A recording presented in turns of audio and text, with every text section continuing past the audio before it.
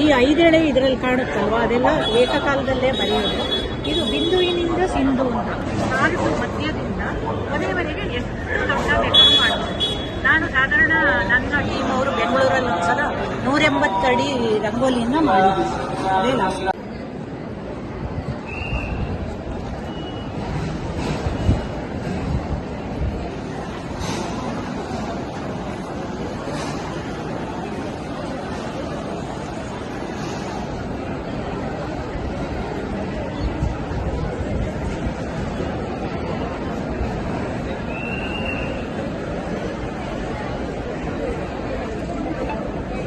ನಮಸ್ತೆ ಮೇಡಮ್. ನಮಸ್ತೆ. ಎಲ್ಲಿಂದ ಬಂದಿರೋದು?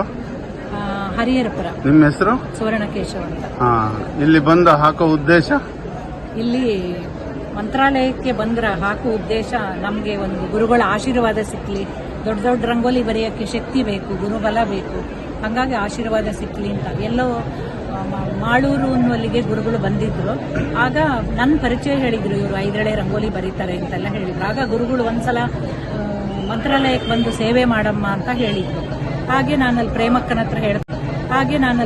ಹತ್ರ ಹೇಳ್ತಾ ಇದ್ದೆ, ನಾವು ಒಂದು ದಿವಸ ಹೋಗೋಣ ಅಂತ. ಅವರ ಆಶೀರ್ವಾದದಿಂದನೇ ನಾವಿಲ್ಲಿ ಬಂದಿದ್ದೀವಿ.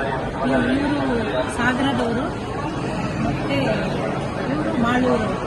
ಹಾಗೆ ನಾವು ಶಿವಮೊಗ್ಗ ಸೈಡೆಲ್ಲ ಹಾಕುವಾಗ ಇವ್ರುಗಳನ್ನೇ ಕರ್ಕೊಳ್ತೀನಿ. ಇನ್ನು ಬೆಂಗಳೂರು ಸೈಡಲ್ಲಿ ಹಾಕುವಾಗ ಅಲ್ಲೊಂದು ಟೀಮ್ ಇದೆ, ಹರಿಹರಪುರ ಆ ಕಡೆ ಹಾಕುವಾಗ ಅಲ್ಲೊಂದು ಟೀಮ್ ಇದೆ. ಹಂಗೆ ಎಲ್ಲೆಲ್ಲಿ ಹೋಗುವಾಗ ಯಾರ್ಯಾರು ಅನುಕೂಲ ಆಗುತ್ತೋ ಅಲ್ಲಿ ಕರ್ಕೊಂಡೋಗಿ ರಂಗೋಲಿ ಬರೀತೀವಿ. ಇದರ ಸ್ಪೆಷಾಲಿಟಿ ಏನು? ಇದರಲ್ಲಿ ಬಿಂದು, ರೇಖೆ, ವರ್ಧಿನಿ, ವರ್ತುಲ, ಶಂಖ, ಚಕ್ರ, ಗದೆ, ಪದ್ಮ ಎಲ್ಲ ಇದೆ. ಈ 5 ಎಳೆ ಇದರಲ್ಲಿ ಕಾಣುತ್ತಲ್ವ, ಅದೆಲ್ಲ ಏಕಕಾಲದಲ್ಲೇ ಬರೆಯೋದು. ಇದು ಬಿಂದುವಿನಿಂದ ಸಿಂಧು ಅಂತ ನಾಲ್ಕು ಮಧ್ಯದಿಂದ ಕೊನೆಯವರೆಗೆ ಎಷ್ಟು ದೊಡ್ಡ ಬೇಕಾದ್ರೂ ಮಾಡ್ಬೋದು. ನಾನು ಸಾಧಾರಣ ನನ್ನ ಟೀಮ್ ಅವರು ಬೆಂಗಳೂರಲ್ಲಿ ಒಂದ್ಸಲ 180 ಅಡಿ ರಂಗೋಲಿನ ಮಾಡಿದ್ವಿ. ಅದೇ ಲಾಸ್ಟ್.